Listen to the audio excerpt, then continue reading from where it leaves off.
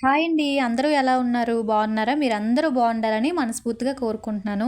అసలు నాకైతే ఈ సిటీలో ఒంటరిగా బతికే కంటే మా పల్లెటూరులో స్వచ్ఛమైన గాలి, ప్రేమతో పలకరించే బంధాలు, మా కోసం అండగా ఉండే మా కుటుంబం, ఈ జన్మకి ఇంకేం కావాలండి పల్లెటూరులో ఉంటే? ఇదే కదా అసలైన జీవితం అంటే. ఇంకా ఈ కార్తీక మాసంలో రోజు ఉదయం లేచి స్నానాలు, దీపాలు అంటే కొంచెం ఇబ్బందిగానే ఉంది. కానీ తప్పదు అనుకోకుండా ఇష్టంగా చేస్తున్నా అండి. ఎందుకంటే ఆస్తులు, ఐశ్వర్యాలు లేకపోయినా మంచి ఆరోగ్యాన్నయితే ఇచ్చాడు ఆ భగవంతుడైతే. ఆరోగ్యంగా ఉన్నాము అంటే ఆ భగవంతుడి దయ వల్లనే కదండీ! మనం రోజంతా కష్టపడేది మన పొట్టకూటి కోసమే కదండీ! మా అమ్మ, నాన్న చెప్తూ ఉండేవాళ్ళు, ఎప్పుడైనా సరే మనం తినగా మిగిలిందే మన ఆస్తి అని. అలానే ఆరోగ్యంగా ఉండేవాడంత ధనవంతుడే లేరు అని చెప్పేవాళ్ళు.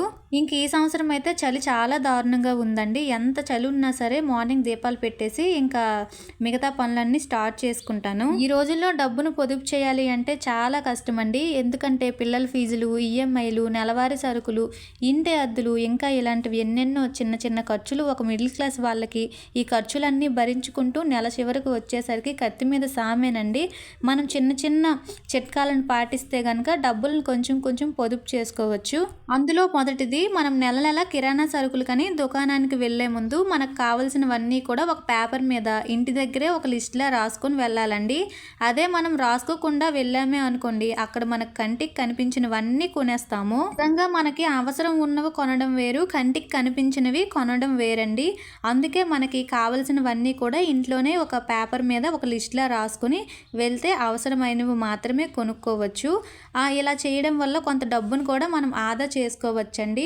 ముఖ్యంగా ఎప్పుడైనా మనకు దగ్గరలో ఉండే చిన్న చిన్న షాపుల్లోనే మనం కొనడానికైతే ప్రయత్నించాలండి. అదే డీమార్ట్, సూపర్ మార్కెట్‌లో కొన్నట్లయితే అక్కడికి వెళ్ళిన తర్వాత మనకు అవసరమైనవి కొనడం వేరు, అవసరం లేనివి కొనడం వేరండి. అక్కడ అట్రాక్షన్‌గా కొన్ని కొన్ని వస్తువులైతే ఉంటాయి. అవి మనకు అవసరం లేకపోయినా సరే కొంటూ ఉంటాము. దానివల్ల మనకి డబ్బులు చాలా వరకు వృధా అవుతూ ఉంటాయి. అదే మనం ఇంటి దగ్గరే లిస్ట్‌ని రెడీ చేసుకొని చిన్న చిన్న షాపుల్లో అయితే కొనుక్కున్నట్లయితే ఎంతో కొంత డబ్బునైతే మనం పొదుపు చేసుకోవచ్చండి. ఇంక రెండవది, ప్రస్తుత పరిస్థితులకు మన ఆదాయం పెరుగుతుందో లేదో తెలియదు కానీ మన ఖర్చులు మాత్రం కాలం పరిగెడుతున్నట్టు మన ఖర్చులు కూడా అలానే పరిగెడుతున్నాయండి. ఎన్ని ఖర్చులున్నా సరే మనం పొదుపు చేయడం అనేది చాలా అవసరం.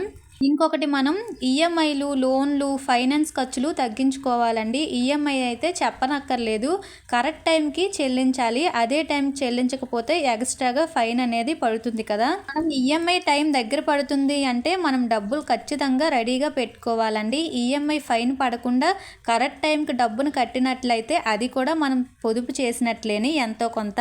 అలానే అప్పు చేసే ముందు అందరం కూడా ఒకటికి 2 సార్లు ఆలోచించి అప్పు అనేది తీసుకోవాలండి. అది కూడా అత్యవసరమైతేనే తీసుకోవాలి.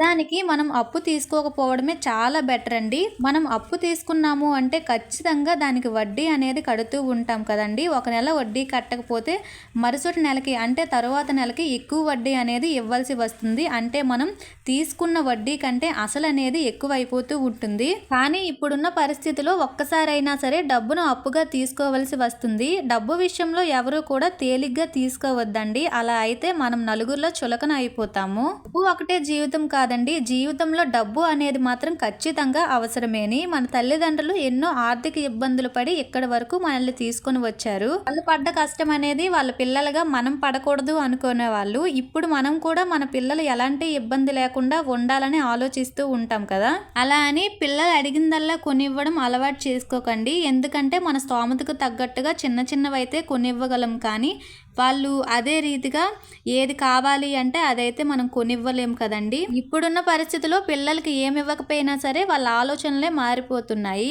అందుకే మన స్తోమతకు తగ్గట్టుగా ఏదైనా మీరు కొనివ్వడానికే ప్రయత్నించండి.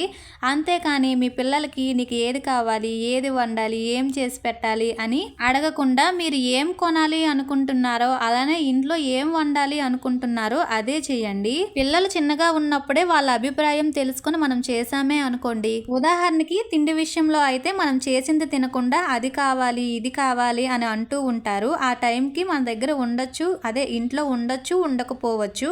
కాబట్టి పిల్లలకి చిన్నప్పటి నుంచే మనం ఏమైతే తింటామో అవన్నీ వాళ్ళకు కూడా తినడానికి అలవాటు చేయాలి. అలానే ఎక్కువ రేట్లు పెట్టి డ్రై ఫ్రూట్సే కొని మన పిల్లలకి పెట్టనవసరమే లేదండి. అందరూ ఎక్కువ రేట్లు పెట్టి కొనుక్కోలేరు కదా. ఇంకా మన మిడిల్ క్లాస్ వాళ్ళ గురించి అయితే చెప్పుకోవక్కర్లేదు. ఎందుకంటే మనకు వచ్చింది తక్కువ, మన ఖర్చులు ఎక్కువ అన్నట్లు. మరి బలమైన ఆహారం పిల్లలకు పెట్టాలి కదండి అనుకోవచ్చు. అప్పట్లో మన పెద్దవాళ్ళు ఏమేమి తినేవారండి?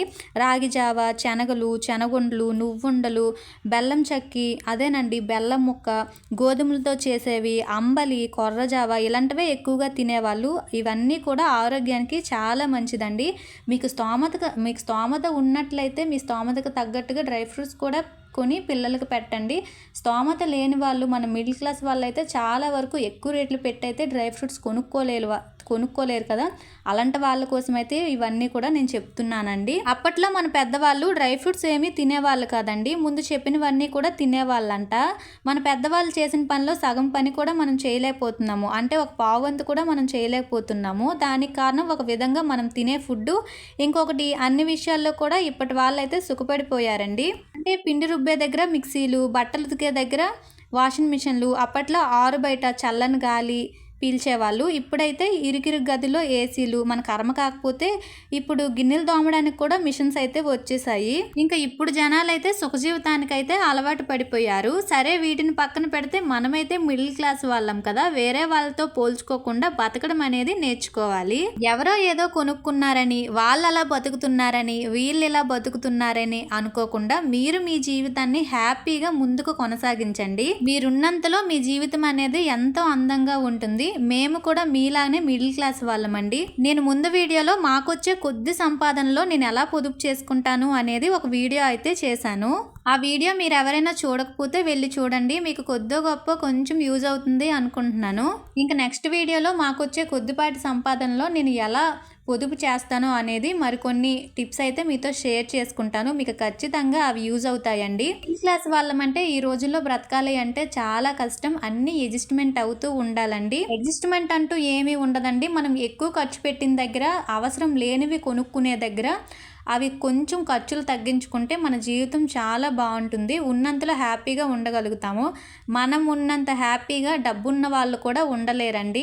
నేనైతే ఈ విషయం ఖచ్చితంగా చెప్పగలుగుతాను. ఇంకా ఇక్కడైతే మేము సాయంకాలం నుంచి మార్కెట్కి అయితే వెళ్ళాము. కొన్ని కాయగూరలు, ఆకుకూరలు, ఇంకా ఫ్రూట్స్ ఇవైతే తీసుకొని వచ్చామండి. నిన్నైతే మా ఫ్రెండ్ వాళ్ళు కందికాయలు అయితే ఉడకబెట్టారంట. మా పక్కనే ఉండేవాళ్ళండి. ఇప్పుడైతే వేరే దగ్గరికి అయితే వెళ్ళిపోయారు.